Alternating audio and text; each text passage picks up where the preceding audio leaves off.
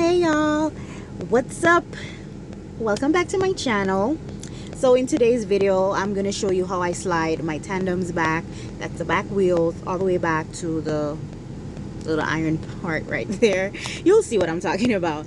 That's for people who don't really know about it, so duh, all y'all chuckers out there, you know. So most distribution centers will ask you to do that.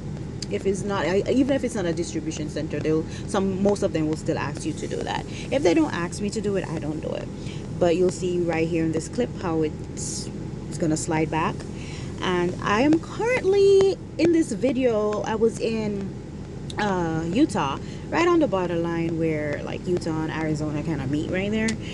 I was in Hurricane Utah, and then I'm gonna drop this trailer and pick up an empty on the same location and go to Las Vegas, north side of Las Vegas, to TJ Maxx, distribution center. And I'm going to drop that empty and pick up a loaded trailer. So that's basically what that day was about. And yeah, keep watching. Thanks for watching.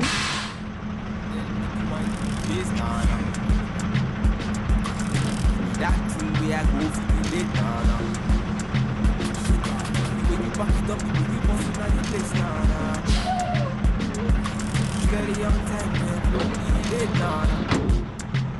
said I'm in love with you, and I'ma give you anything you want, and I'ma give you anything you need. Bad man, yeah, why not? Said I'm in love with you, and I'ma give you anything you want, and I'ma give you anything you need. Bad man, yeah, why not? Tell me low, tell me what you want to know. Me, I no go lose control. Bad man, I feel your flow. Wine I'm slow. This one will be. So at this moment in time, I usually come out to double check and make sure the fifth wheel sliding plate is where it's supposed to be. You don't want it to be too low because that's going to be an issue. So you want it to be at the right level so it just slides and glides, and then the kingpin locks into it properly. So that's what we want.